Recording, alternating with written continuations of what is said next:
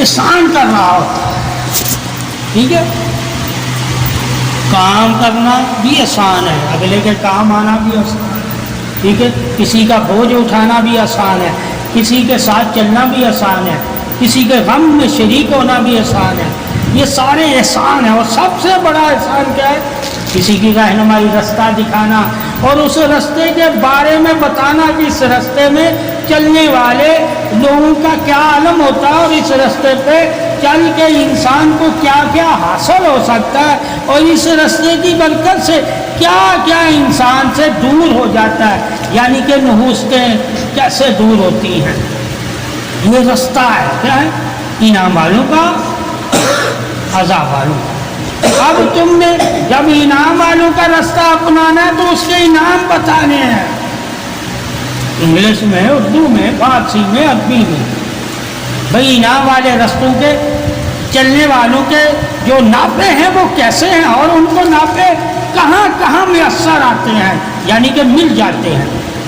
ٹھیک ہے، اور دنیا کا وہ نافع کیوں نہیں زیادہ اٹھاتے؟ کہ ان کے اندر دنیا کی طلب نہیں ہوتی، کیا نہیں ہوتی؟ تما نہیں ہوتی، حرص نہیں ہوتی، چاہت نہیں ہوتی، لگن نہیں ہوتی. دنیا کی طرف سے وہ اندھے ہوئے ہوتے ہیں، ان کو نظر نہیں آتی دنیا کی خوبصورتی، اس لیے دنیا کی خوبصورتی کو وہ چاہتے نہیں ہیں، اور نہ دنیا کی باتیں سنتے ہیں، ان کی سماعت بھی بند ہوتی ہے، اور نہ ہی دنیا کی تعریف کرتے ہیں، ان کی زبان بھی گونگی ہوتی ہے. ٹھیک ہے، وہ ہر چیز میں اللہ رسول کی بات کرتے ہیں، اس کی تعریف کرتے ہیں، اس کی تخلیق کی تعریف کرتے ہیں، اور جو اللہ نے دنیا کے بارے میں بتایا وہ اس سے پناہ، دنیا کی چاہت سے پناہ مانگتے ہیں، دنیا کی محبت سے پناہ مانگتے ہیں، دنیا کی طرف جانے سے پناہ مانگتے ہیں، اور دنیا کو حاصل کرنے سے پناہ مانگتے ہیں. دنیا ہے کیا؟ گند. مثلا جیسے اللہ کے نبی نے فرمایا دنیا ایک مدا ہوا جانور ہے، یعنی وہ جانور جس میں کیڑے پڑے ہوتے ہیں، اور اس کو کھانے والا کتا ہے جو اس کو چاہتا ہے. یعنی کہ دنیا کو چاہنا ایسا ہی ہے جیسے کہ مرے ہوئے جانور کو کتا چاہتا ہے، اور دنیا دار ایک کتے کی مانند ہوتا ہے، انسان نہیں ہوتا.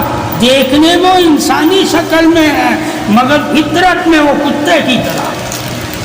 تو اس لیے علم فطرت سے بھی واقف ہونا چاہیے انسان کو کہ ہر بندے کی فطرت کا علیحدہ علیحدہ ساتھ. لالچ و طمع رکھنے والے کی فطرت سب سے زیادہ خطرناک ہوتا ہے وہ انسان، جو وہ ہر چیز کو چھپائے گا، ہر چیز کو چھپائے گا. ٹھیک ہے، کہ کہیں کو دوسرا مجھ سے مانگ نہ لے، دوسرا مجھ سے حاصل نہ کر لے، دوسرا مجھ سے آگے نہ نکل جائے. اگر اسے پتہ چل جائے گا کہ یہ چیز میرے پاس ہے تو وہ بھی کہیں حاصل کر کے مجھ سے آگے نہ نکل جائے. وہ اس لیے اپنی چیزوں کو چھپاتا ہے. وہ فطرت ایسی اس کی ہوتی ہے کہ وہ اپنی چیز چھپاتا ہے، اور دوسروں کی چیزوں کو بھی وہ اپنی طرف کھینچنے کی کوشش کرتا ہے، وہ حق نہیں ادا کرتا. ٹھیک ہے، کسی بھی چیز کا وہ حق نہیں ادا کرتا. اگر حق ادا کرے تو وہ چھپائے گا نہیں. تو اللہ کے نبی نے فرمایا، ٹھیک ہے، کہ اللہ نے جو تمہیں دیا ہے اس پہ شکر کرو، ٹھیک ہے، اور اس میں سے دوسروں کو دو، یہ اس کا حق ہے. وہ دوسروں سے لیتا ہے دیتا نہیں، سمجھ لینا ایسا ایسا اللہ کا حکم نہیں ماننا، حق نہیں ادا کرتا. یہ چیزیں فطرتی طور پہ، ایمانی طور پہ، جسمانی طور پہ، روحانی طور پہ، الہامی طور پہ انسان کو معلوم ہونی چاہیے کہ انسان کو فاطی طور پہ کتنی فضیلت ہے، خیالی طور پہ کتنی فضیلت ہے، علمی طور پہ کتنا فضیلت والا ہے، شاکر و صابر کی صفت میں وہ کتنا فضیلت والا ہے، عدل اور حکمت کی صفت میں وہ کتنا شرف والا ہے، دنائی اور دانا اور پرہیزگاری کی صفت میں وہ کتنا فضیلت والا ہے.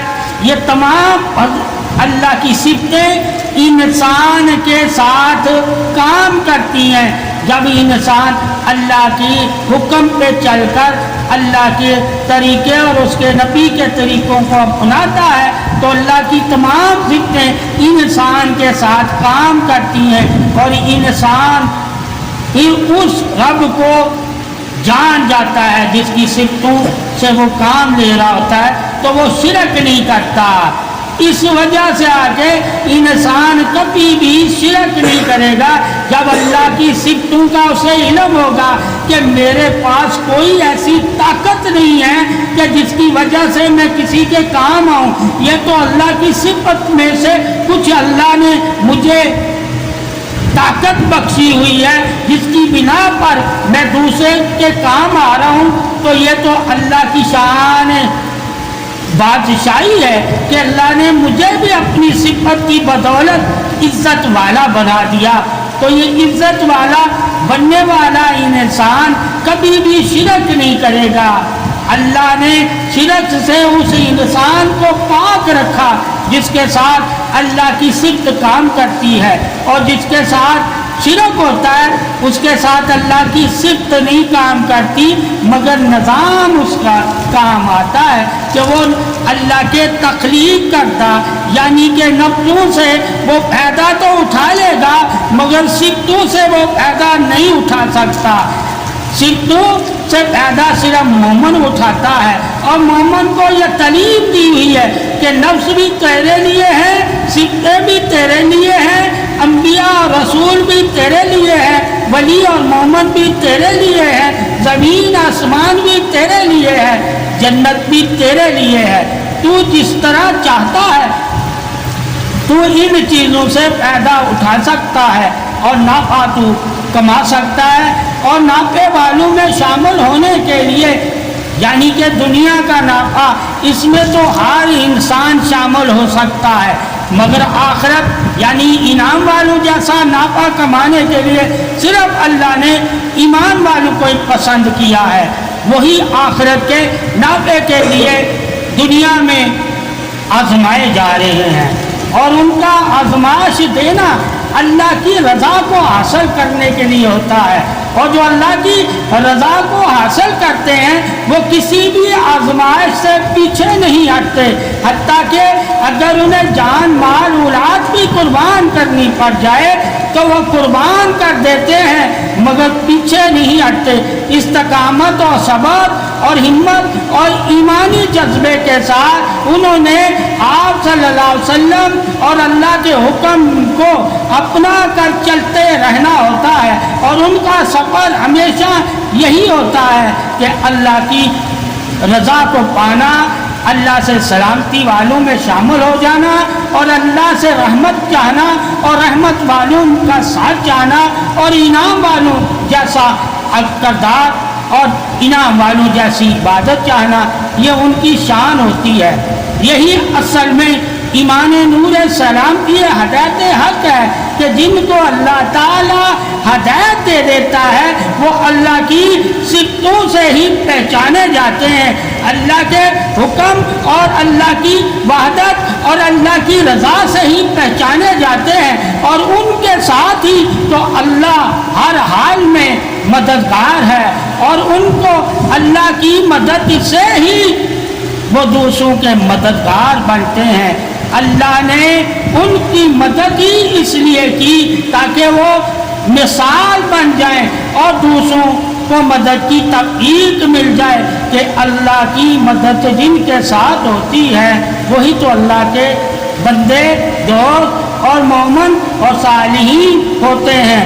اللہ تعالیٰ کی مدد کا اظہار حق ہی تو صفت الہی ہے، یعنی کہ وہ اپنی صفتوں سے اپنے بندے کی مدد کرتا ہے، اور مدد جب اپنی صفتوں سے کرتا ہے تو وہ تعریف بھی اللہ کی ہی بندہ کرتا ہے۔